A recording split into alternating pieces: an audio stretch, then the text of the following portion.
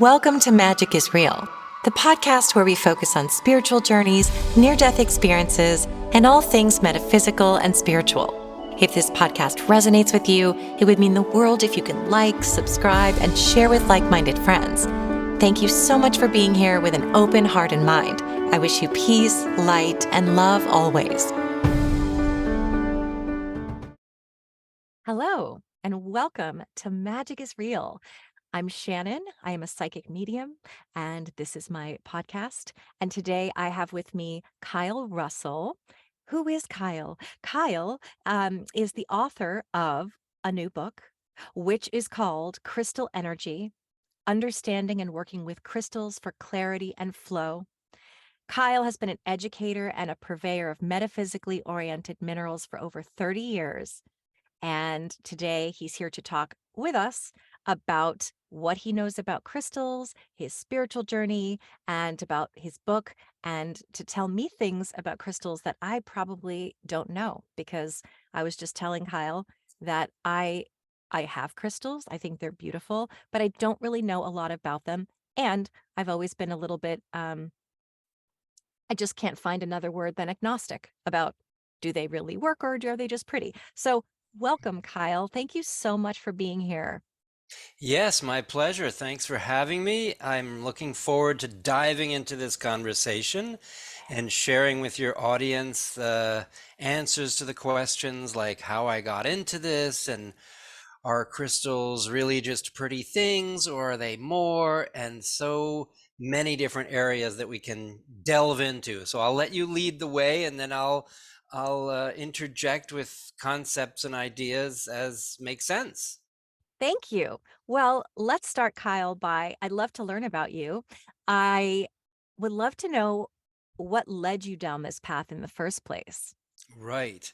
Well, in my book, I actually tell the story and relate some early life experiences that had some impact on me spiritually, even though I didn't recognize it at the time. I grew up overseas because my parents were with the U.S. Foreign Service, and I remember going the to see the menhirs, and there was a place called the Tumulus, which was a strange mound, a burial mound in Bretagne, and seeing the stones, ancient stones, far pre-Christian structures, and I even have still a little piece of rock that comes from one of those big stones. I don't know how I got it; it must have fallen off or whatever, and that was kind of cool. And I also remember another experience in Brazil where we went to a candomblé ceremony. And candomblé is a version of macumba, which is another basically voodoo tradition out of Brazil based on the Afro Christian tradition, but with emphasis on the Afro. And there was a woman who danced, there were drummers, and it just went on and on and on. And she became entranced, actually, out of all the dancers who were dancing. And she came around, she hugged everybody, and she didn't have a drop of sweat on her after all of this action and movement. It was just a very sort of interesting experience. Of course, I was exposed to crystals in Brazil, and I didn't really think much of it. I suppose it was like you, where I saw them and they were pretty and it was cool, and we even bought some. But I didn't actually get into it until after college, and I went up to a store that was run by none other than Robert Simmons, who is the author of many of the crystal books out there. In fact, he's just put out a new book, a second book about Moldavite that contains my actual story on its pages, which is kind of cool that he pulled that. I had hoped, I'd sent that to him like years and years ago, but since then I had written it up in a way. It was called My Moldavite Breakthrough, and now it's in that book, also essentially explained in my book as well. And there's a little glimpse of it for you. It looks beautiful. I love the design of it. Yeah, trust me. I mean, there's so much going on in here. I'm gonna just attempt Yeah. to do a little flipping through, and you Ooh, see there are pretty. great big gorgeous photos of couple hundred crystals represented in this book. I feel so great about it. And I had a card deck before, and the book itself is so easy to reproduce perfectly. The quality of the images is great.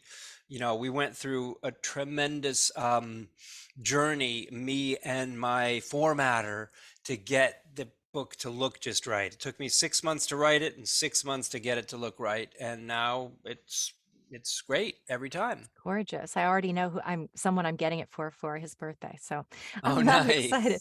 So what was it when you were introduced to them? Was there somebody there that explained anything about them, or was it just a fascination with your adventures and the nostalgia or the enjoyment of the experience? Well, actually, what happened was when I got introduced, I actually got introduced to Moldavite first. And I don't know if you're familiar or if I should explain a little bit about Please Moldavite to do. your. Please do. Okay, great.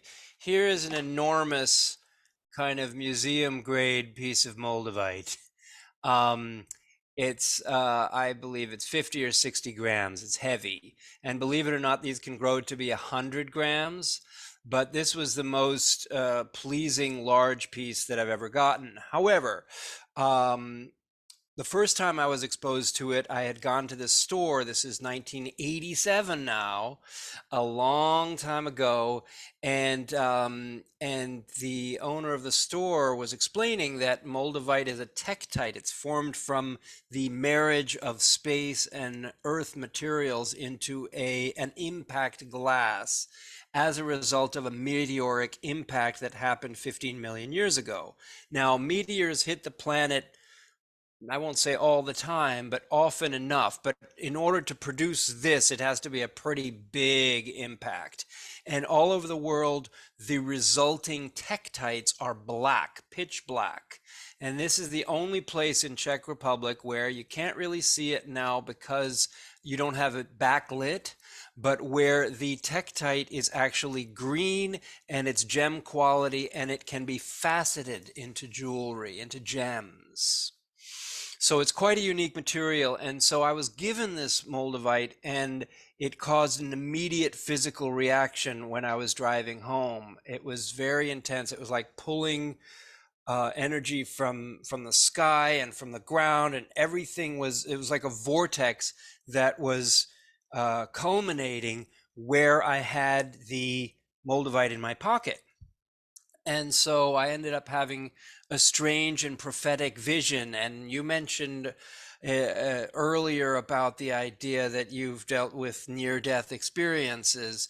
And so for me, I ended up having a vision that night, a very strange encounter with what turned out to have been some sort of alien life form that had taken human form and communicated to me in a language that I had never heard. And I actually responded to this entity in the same language that they spoke to me in. Um, and it was the whole scenario was about reconnecting with the aliens and feeling free to elevate and leave this plane if I so choose. Um, and I said, no, I'm not going. I've been here too long, and I'm staying here, which I'm sure happens for people who experience near death experiences because they come close to the veil or they cross over the veil, and then they're like, nope, I'm not going. This is not my time. And they come right back. So Yes. that was what happened. And I was kind of freaked out. And I actually didn't touch Moldavite for another 20 years after that experience. But the side effect of having had that experience was that I suddenly had become what I call geosentient. So geosentient means you can pick up a stone. In this case, this is a water-worn Nigerian topaz, and you can pick up the stones and you can feel things from them that you wouldn't feel from a pencil or a power charger or some other inanimate object, particularly made by people. And so, having become geosentient, I was able to immediately know what each of the stones does and how to apply it. And I immediately got involved in some past life regression stuff with people and some healing. And I even did some exorcism work for people who had ghosts who had attached themselves to the person and to their life. And they were very eager to have them move on and leave them alone.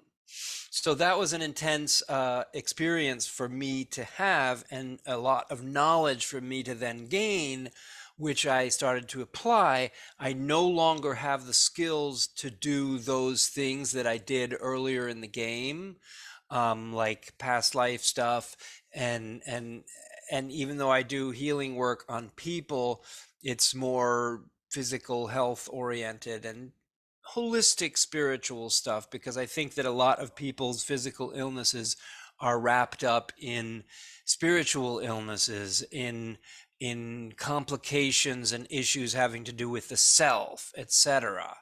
And so what I did after those first 20 years is that I started to want to teach this information. And in order to teach it, I needed to systematize it. So I systematized it into what I call my 10 energy zone system.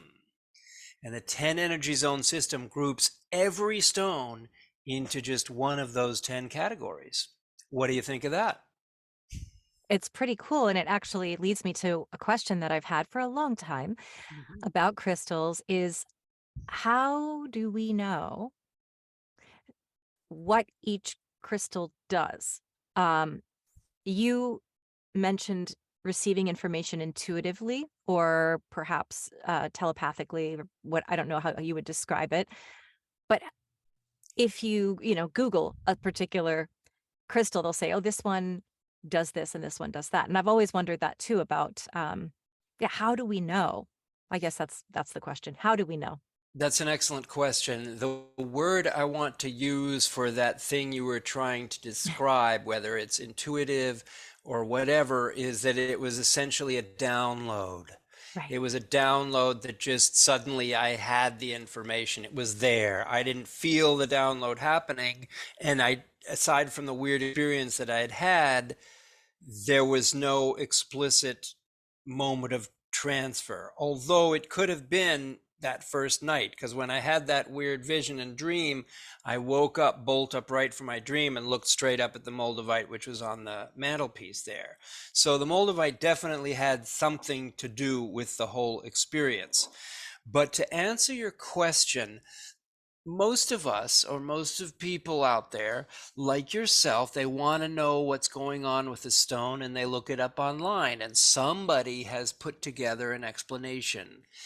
And my problem with that sourcing of information is that it is incurably derivative, and it is contradictory to the point of being useless. And I'll give you an example.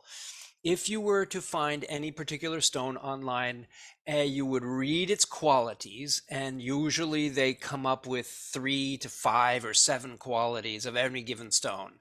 And the thing that will make you crazy, as it has made me crazy, is as you're looking through that description, you will see that this stone is really great for grounding. It's also great for ascension, and it's great for interpersonal relationships and for spiritual growth. And I'm like, wait a minute, how is that possible? There is no logic that threads those things together. And therefore, I don't follow any of the books out there or any of the online information because it is impossibly flawed. Yeah. And so, what I bring to the table is a different approach that says, yes, um, I had this supernatural experience and this intuitive uh, download of information that I then applied over the course of a few decades. And then I systematized so that it had some shred of logic to it. So, for example, let me pick up another stone. Um, Oh gosh, I have some nice ones to choose from. This is rhodochrosite here. Oh, so It's beautiful. quite wonderful, and it actually looks a little like a human Looks like a heart. anatomical heart. Yep, that's Exactly. the first thing I thought of too. And it's pink, and we often associate pink with the heart.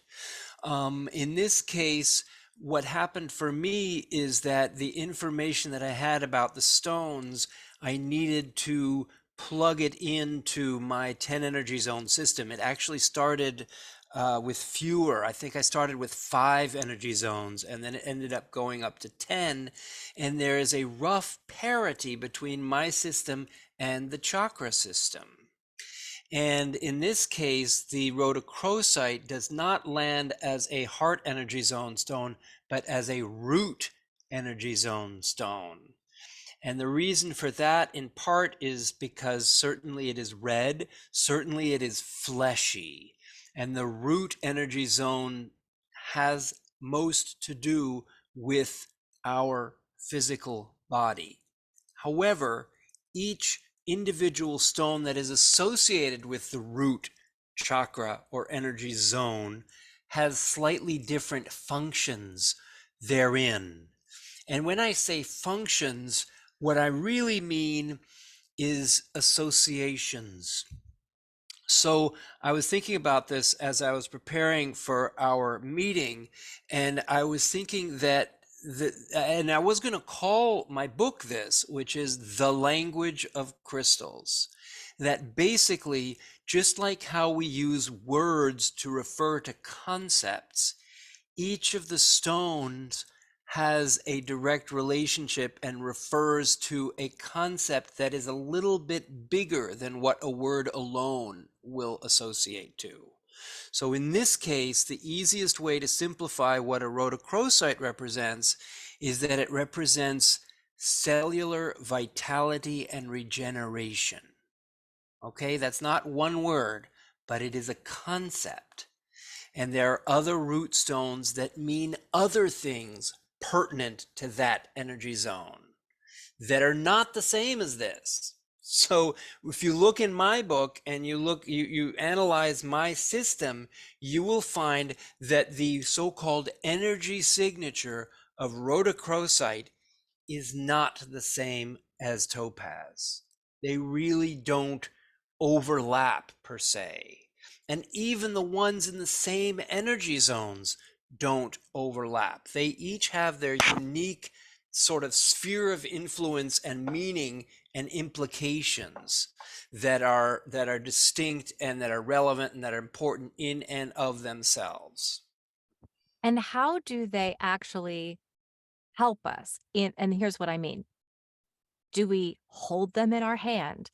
Do we put them around us in our space? How vicinity wise, how close do we need to be? And why does that Excellent energy, question. yeah, and why does that energy from the crystal, how does it reach us and get into our being or our cells? Yeah, great question. So basically, each of the crystals, as I mentioned, has its own energy signature. And the reason it has its own energy signature is that it embodies that energy that I've discussed. So it embodies that energy and it just sort of radiates that. It's like what it does and what it does best. In the same way that they discovered that quartz crystal resonates at a certain frequency that if you can insert it into a watch will make that watch very consistent in its ticking and its time telling. And so the idea is that if each of these has a sort of force field that represents something specific, that simply having it around can be useful. Wearing it as jewelry can be useful. This is a pendant, one of my favorite pendants, and you can kind of see it's got some red in it and maybe a little yellow from tiger eye, and it's got silver from hematite. That's And beautiful. I wear this. This was a naturally tumbled triangular stone. It is a tiger iron. And the reason I wore it today, actually was that I was shoveling snow because we got the snowstorm. And when I'm doing a big move or any type of physical activity out in the world, I like to wear this particular um, pendant because the pendant resonates to that idea of blended grounding, physical strength, endurance, etc. And so I bring it into my experience, my day-to-day experience, by wearing it as a necklace all day. Um, in the case that you're describing, whether you have it around, you could put it in your purse, you could put it on an altar, you could bring it to work, put it on your work. And the idea is that the stone, by sort of osmosis, um, conditions the area. But the best way, I think, to actually internalize and experience and maximize what the stone has to offer is to actually pick it up and hold it in your hand through meditation. I think crystal meditation is the number one way to actually work with stones. And that's why I lead two meditations, one virtual and one in person, every single month, because most people, including myself, are too lazy to actually set aside time to meditate. So when I meditate is when I'm leading meditations. And so when I lead a meditation, I close my eyes and I channel the entire journey, and I invoke and bring into play different stones based on what it is that the type of experience that I want the meditators to have, the attendees. I want to lead them from A to B to C. And by doing that, it's like it's like we're it's like you're putting yourself through a psychic car wash. First there's the spray, and then there's the wax, and then there's the water and the soap, all these different stages. And then you come out the other side and you're refreshed, and you've gone through this progression that enriches you in some way. Does that kind of answer your Mm-hmm. question? I actually just remembered that I've had this triangular, it's a pyramid, and it's Yes. an abundance crystal, and I keep it in my studio, my recording studio. Right. And I don't remember what's in it, but it's sparkly. Actually, I didn't get it in the mountains of Peru. I got it on Amazon.com. But I had this a while ago, and I keep it in here for I and like I said at the time, I'm like, I don't know if it works, but it can't hurt. It just And you it's like it.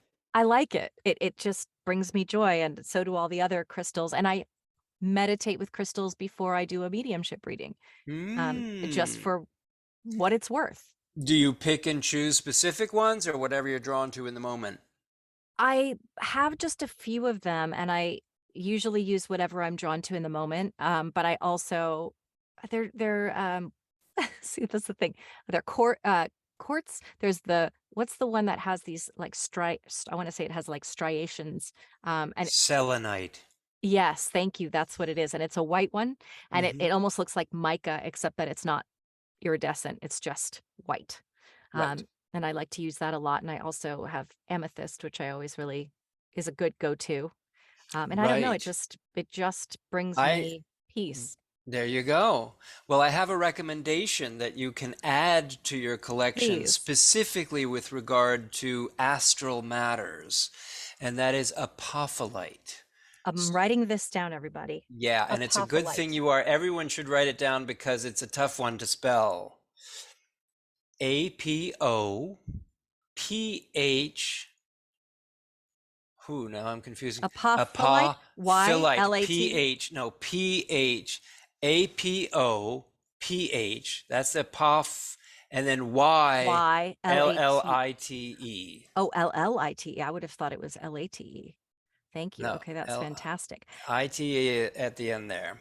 And what I do want to know too is I know, having studied um not geography. Guys, I've had a Uh, migraine for days. I've had a migraine for days, and I lose words a lot of the time. Geology. yes. I Oh, have that came back to It you. came back to me. In college studied geology. I understand the basis of how rocks form and how, but how do all these different crystals form? I know there are different ways, but how does their formation, how is it relevant to what superpowers, I'm putting that in air quotes, Hmm. superpowers that they have? That is a great question.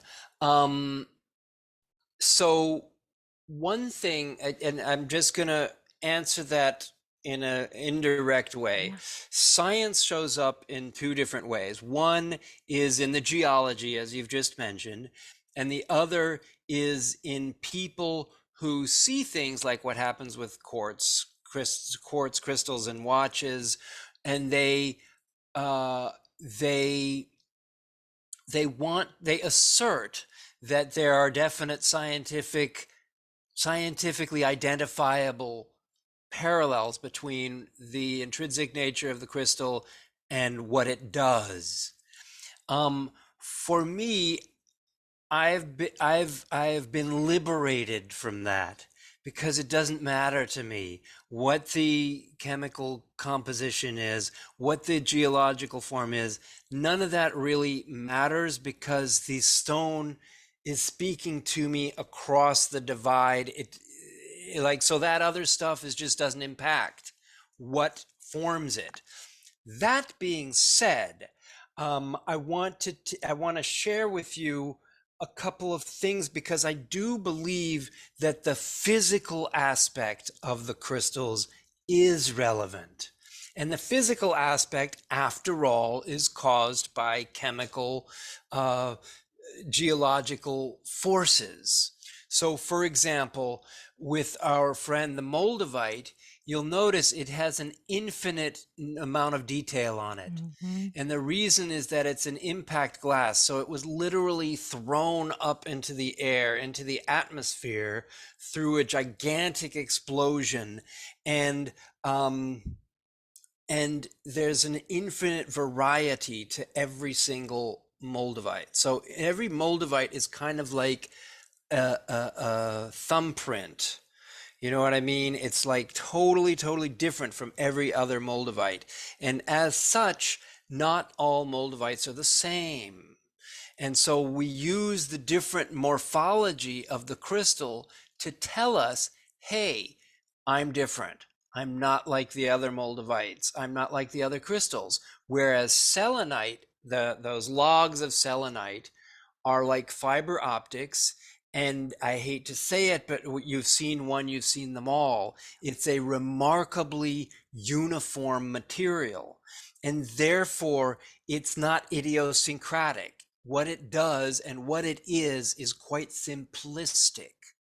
Whereas what this does and what it is quite complex. So there's an example where the morphology makes a difference. Similarly, this here is a Lemurian quartz. Oh, that's so pretty. It's three-sided and it's broken on the bottom in such a way that's so clean and the quartz is so pure, that is to say the molecules are so tight and fine that you actually don't cut yourself against the bottom of this, and you could easily cut yourself against many quartzes. But the Lemurian quartzes are particularly high quality. They have clarity. So in my system, clear quartz in general has to do with clarity and focus. So there's a logical underpinning. You look at it, you check out its structure. How did it choose to form? What can we extrapolate from that observation? And of course, I've been looking at these things for 30 years, so I have my extrapolations that all make sense. This is another gorgeous stone. Ooh, This it's for is, those of you listening and not watching, although I think everyone should go to YouTube and watch this episode. That yeah. is the brightest purple. It's beyond amethyst. It's like Hmm. almost neon purple.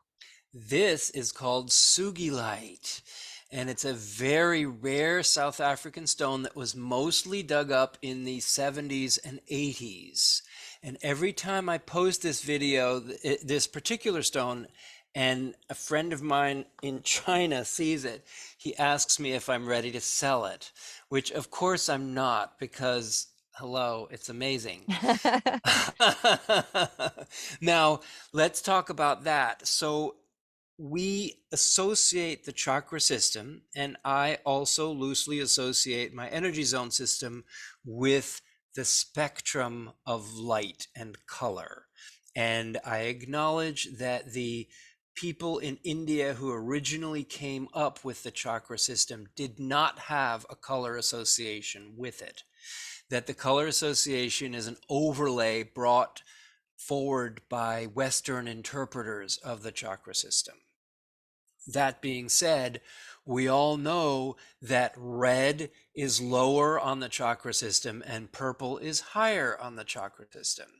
And in my system, I'll just, if it's okay, can I go through and list the energy Oh, zones? please. Yeah, I'd love that. Okay, great. In fact, if we're lucky, because sometimes I'm not lucky and I'm looking for something in my book and I simply can't find it. However, we are lucky tonight. This is my little poster. Ooh. This is my 10 energy zone system. And you'll notice at the bottom it has foundation and at the top it has source. And in between you have root where the legs come together, you have belly, then you have self, then you have heart, healing, voice, vision, and then source at the top. And then channel lives over on the side there in gray. You see the Hmm. CH, yeah. So channel is the only one of the energy zones that does not have to do with a particular part of the body, but has to do with the movement or filtering of the movement of energy. So it's not specific to this particular energy zones. So I originally associated Sugi light because it's purple like the dark amethyst. Dark amethyst I put as a vision stone having to do with spiritual mission. But to speak to the amethyst that you have in your possession there, you might want to think about, is it a dark amethyst or a light amethyst? Because that makes a difference in my system. The dark amethyst is a vision stone having to do with spiritual mission, and the light amethyst is a healing stone having to do with spiritual cleansing. So it's a Mm. different dynamic depending on the color. Now, because this is purple and because it's so obviously elevated in its energy, I used to think of this as a source stone, like the highest of the high, essentially like the crown chakra type of placement. And I changed my position, my placement of this Sugi light, and put it back down into voice. It's the only purple voice stone, and it looks very similar to lapis, which is another primary voice stone. And the reason is that for me, the Sugi light has to do with the blueprint of manifestation, how you take your visions and dreams and how you create an action plan to make them real in the world. That dynamic and that blueprint of manifestation is captured really nicely in this particular stone. And that is the take home message that I get from working with it. And each one of these has a similar type of energy signature that has revealed itself to me, that I've then systematized and plopped into my book, so that people can read it and say, okay, this comes first, then comes that. These are where all the stones go, and this is how they reflect key dynamics in our human experience. And I have another question. Surprise, surprise. What is the deal with charging crystals? Do we need to charge crystals? Do we not need to? And and either way, what does that even mean? Right. I have those same glasses in my house. Oh, they're quite Yeah. lovely. Yes. So I'll tell you, scandal of scandals, I don't believe in crystal charging or cleansing. That's been my feeling. That's why I asked you. I'm so glad to hear that you've sensed that also. And the reason is this: crystals are like trees, and trees build rings that are based on each season and the experience that they've had through that season. And that's how people are able to look at the rings of a tree and say, okay, it's 300 years old, and there was a drought in this year, and there was such and such other thing happened in that year. Stones are the same way. Stones pick up experience, and the idea of meeting this new stone, and as your first act of relationship, erasing its programming, its own intrinsic programming, is kind of offensive to me. It's like going on a first date with someone and say, hey, it's nice to meet you. I don't want to know about your history. In fact, hey, let's wipe your memory entirely, and then we can start a fresh conversation. What do you say? And I'm And here to change you. right, to Yeah. change you irrevocably. And the idea is no, no, no, no, no. The crystal is here to change you. Your job is not to change the crystal. Your job is to actually listen to the crystal and let it tell you what it has to say. Yeah. So you're not overwriting anything, you're not charging, you're not programming, none of that stuff is relevant or necessary. Your goal is simply to open up your ears and open up your senses and feel what the message is. And if you're unclear about that, that's why there are people like me who provide roadmaps to say, you know what, in my experience, this is how you can organize all the crystals, and then this is the one you go to for this, and that's the one you go to for that. And then what ends up happening is there's a neural pathway that is formed, such that if you're thinking, like when I do lead a meditation, or say I'm doing a healing meditation or healing work with an individual, they'll tell me about what they're going through, what their issues are, what their challenges are. And it doesn't have to be full life things. It can be in the moment, this month, this week. And hearing that challenge clicks something in my brain. And I'm like, yes, of course, this stone, not that stone. And then I bring that into play. Yeah, I just don't charge my crystals because it just sounds like a pain in the ass. I just Well, like, it is. It's that sounds it's like a lot of work. I just don't. it's work, and a lot of people say, "Oh, I'm so glad you said that because I feel lazy and I don't want to deal with it." Yeah, But I'm grateful that they're lazy and they don't want to deal with it, because they're saving themselves and the stone a lot of heartache by just letting it be what it is. And then you need to orient yourself to understand how and why that's come into your life, and what you need, what sense you need to make of that new relationship that you have. right. Do you have some stories, some anecdotes about how crystals have helped heal or any other miraculous thing that they have done for either you or somebody that you know? Right. Usually, the way that the crystals end up working for people is that it either triggers something in them or it opens something up, so that after they have the experience with the crystals, they find themselves in another place. To be specific, and in reference to what you said about your own migraines, I have a friend who has been going through migraine experiences, and I said, you know what? Come by. I've got half an hour before my store opens, and I want to try a treatment with you. And I'll tell you, as an example, what my plan of action is with her. So we have these super reclining chairs, and my goal is to have her put one foot on a large orange jade, nephrite jade, and the other foot on a large green jade. And both of those are sort of different aspects of what I call Mother Earth energy. So it's the concept is an automatic embrace and reassurance. Um, because it's almost like when you're, and correct me if I'm wrong, because I haven't had migraines and you could probably speak to this better, but the key is to help the person articulate, what is it that I'm experiencing, what is it like. And my imagination about what a migraine is that I'm a free floating biological entity, and there's some part in me that is got a bee in its bonnet, and it's Mhm. just flying around and stinging everything. Yes.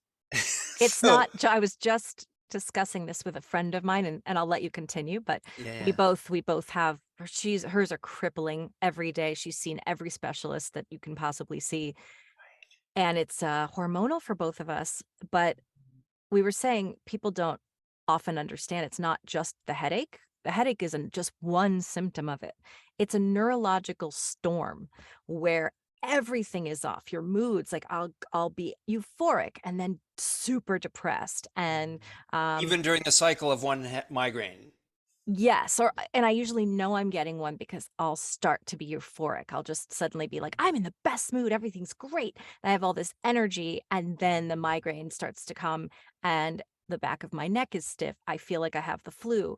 I feel weird. I feel moody. I don't feel right in my body, but we were talking about there's numbness down your arms. There's ears ringing, visual disturbance. It's so many things that it feels like I said it feels like you're about to have a brain aneurysm. Like you're almost, if you didn't know better, you'd be like, I'm dying now because you get Mm, heart palpitate. It's an electrical storm in your brain. So it's sending all these signals to your body. Your heart's palpitating, you're numb, you might lose vision. I've had aphasia, I've lost mm, speech. It's mm, it's like having yeah, it's like having almost probably like a temporary my doctor said it's a temporary stroke. It's like mm. it's a mini stroke is what it is. Wow. So when I hear all that and I say, okay, how can we approach this situation? And the reason I mention the jade is because the idea is to take the person, the individual who is trapped in their individuality during that moment and attach them to something much bigger. Ah, that makes so much sense. You see what I mean? And it's like, I guess, like a grounding electricity, like why they have that third prong in a plug. It's for grounding. So what you need is some sort of emotional grounding, and the jade provides that on one level. Then there are other types of grounding that you can experience. For example, the grounding of using a ruby. Ruby is like the stone. It's super grounding. Another type and quality of grounding comes from meteorites. And meteorites are what offer what I call galactic grounding, which means grounding that extends up and goes all the way down to the core of the earth, which is a little bit different experience than the ruby experience. So in your case, or in her case, certainly, my plan is, okay, feet on the jade. Let's get some physical contact with something like that. Then let's try something in the hands that is grounding in the case of ruby. And maybe I would recommend a lavender fluorite in the other hand because it's an instant soother. It's like calm, calm, calm, chill out. Then we want to sort of go to the head, go to the brain, and play with some different stones that rest right on the forehead. Because what ends up happening is like, so here's a weird story. You like weird stories. Yes, I Uh, do. I've been to Israel twice, and I went to the Western Wall. And the first time, it didn't really do anything for me because I said it's just a wall. Who cares? And that's me knowing and loving stones. But the most recent time that I went and I had my feet on the ground, and I put my hands on the wall, and then I put my head against the wall, and an electronic circuit was created that produced that type of grounding, that produced a kind of astral connection to across time and space. And suddenly I had a different experience. And so my goal behind using a third eye stone is to create that type of additional electrical grounding and to play with, do we do a little ruby there? Do we do an apophyllite there? What do we do to try to draw this out? I mean, remember in ancient times, they used to drill a hole in people's heads to try to get some of that energy out. We don't have to do that anymore. Yeah, sometimes Fortunately, I want to. I bet you do. I It bet actually you kind of do. sad when you said it. I was like, oh, but that would feel so good. Exactly, exactly. But the thing is, we have all these medicines, and one of the things that's revolutionary and unusual about my approach as a metaphysically oriented person is that I have zero opposition to or complication with accepting medical help. Like to me, if it works, and it clearly works for so many people in so many ways, then do it. But if you reach a point where the medication is not helping, you need to ask yourself, is this something spiritual that's going on? Yep. And I can bring all the stones to bear, but ultimately you have to start asking yourself questions and go into different areas and say, okay, let's do a top to bottom inventory of what's going on.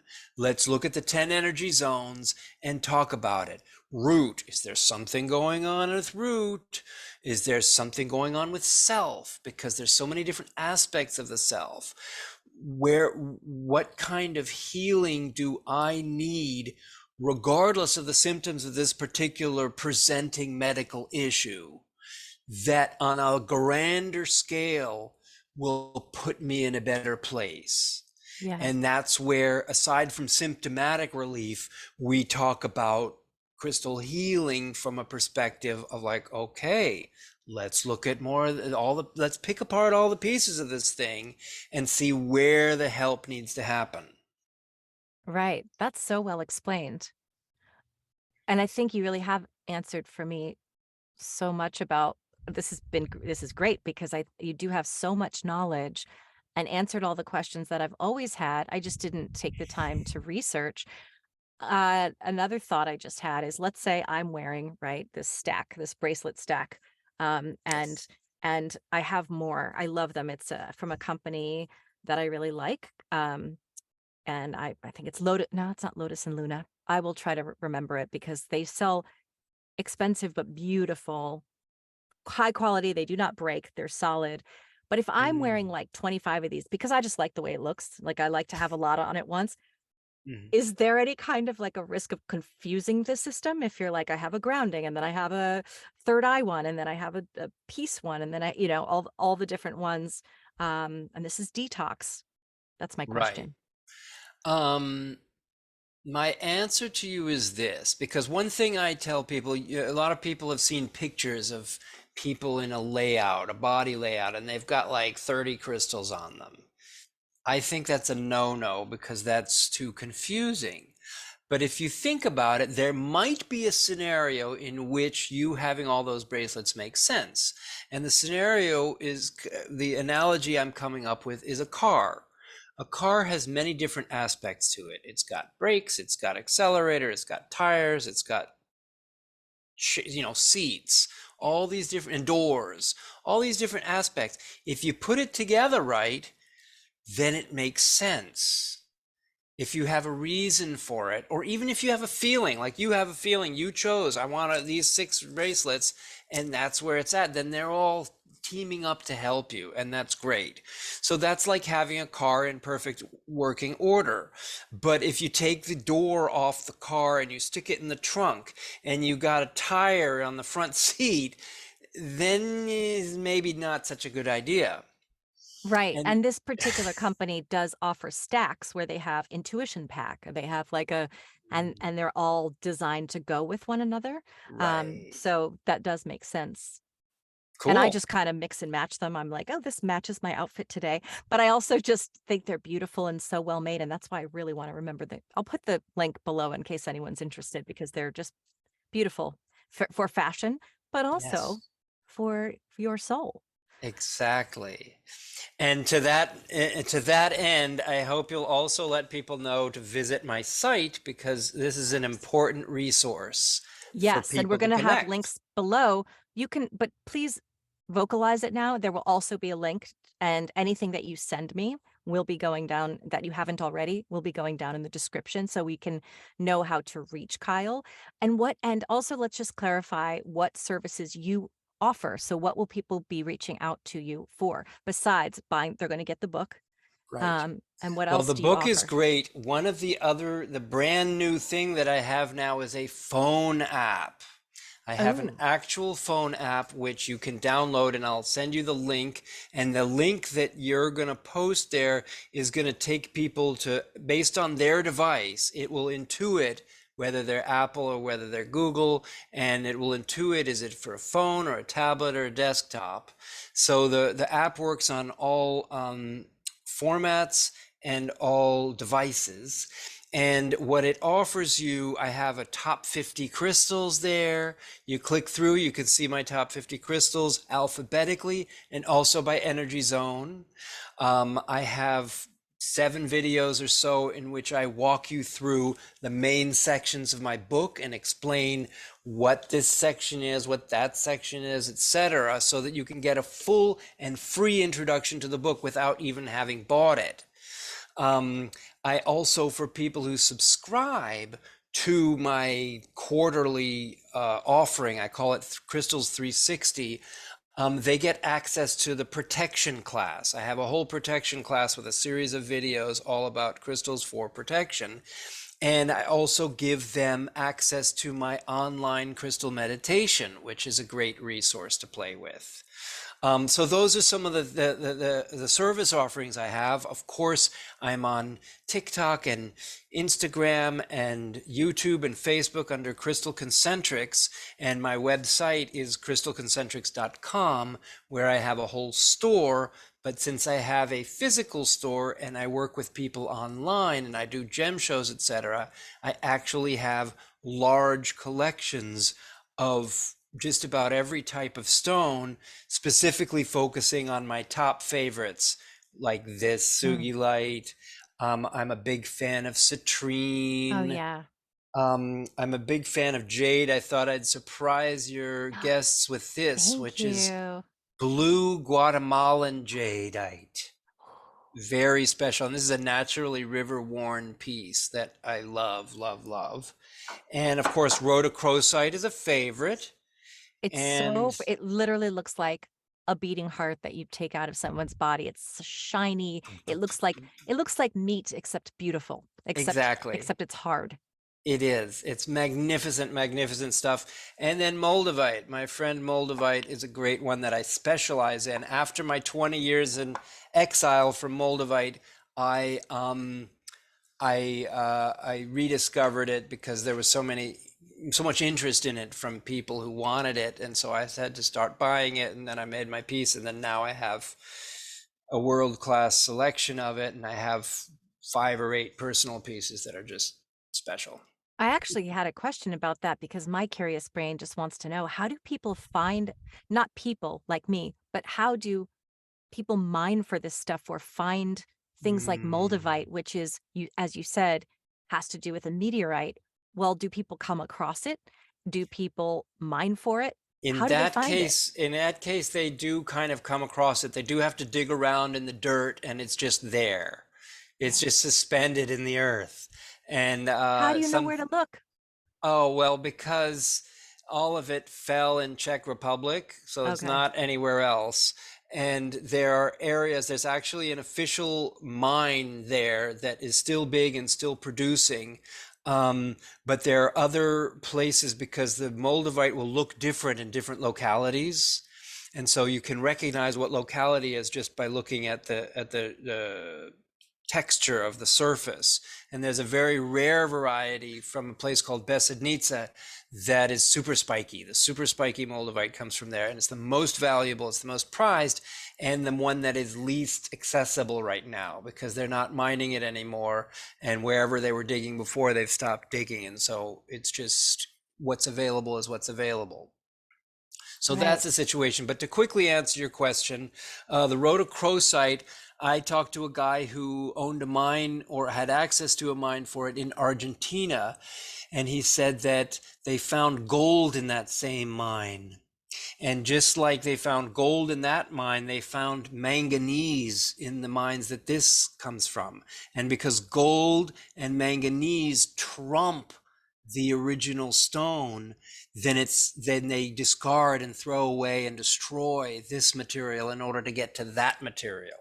Oh, so So see, that's so interesting. it I is. knew you'd have stories to tell and things that I could learn from you. So thank you for sharing your knowledge, your wisdom, your book, and for your services. It's been so delightful to have you on. And I, again, will have all of Kyle Russell's, uh, there goes my brain again, uh, Resources, links. resources below. Thank you. It's a thing, I'm telling you. But yeah, thank you so much. And yes, go ahead. What were you going One to say? last thing, I'm getting a Yeah. brain thing, and you know how that is as a psychic because you get hits. Yes. So the hit that I'm getting is sometimes when you enter into a spiritual space, your access to the verbal part of your brain is impaired or Yes. clouded. And one thing that happens to me a lot, especially when I'm meeting new people or there's new people who come to my meditations, is it'll take a long time for me to remember their actual name because spiritually I think they have some other name that they don't know yet or that they don't use. I was just saying that. I will say it right here that I was telling somebody that I have a memory like a trap. I can remember things from childhood. I cannot see you for 15 years and I'll be able to say your name. But lately, partly hormonal issues, but with these migraines, I said lately I've gotten on and I've been like, hi, welcome. You might notice this, people. Mm, I say, hi, welcome to Magic is Real. Today I have, and suddenly their name just, I can't find it. And I'm like, what? I know their name. It's just not there. Even right. people I know very well, Yep. like very well, good friends. The other Hmm. day, my friend said to me, who was that guy you dated? And I was like, I know him. I'm still in touch with him. There's no reason why his name isn't there. It's just not there. And then she had to remind, she's 34. And it's like, good thing you have a young brain that's younger than mine to remember these things. So I agree that when you're in that zone, we lose words because I see you as a soul, not as a person. You're not a Kyle, you are a soul. And I really appreciate that perspective. It makes me feel a little less like I'm Vindicated. losing my mind. Exactly. Vindicated. Well, thank you again for being here. What a pleasure. That's really all I have to say. The outros are always awkward because I don't there's no final word except thank you. Okay, well then likewise, thank you and thank all of your audience for tuning in. I'm so thrilled to be able to share this stuff and to open up people's eyes and their minds to this wonderful world of crystals. Ooh.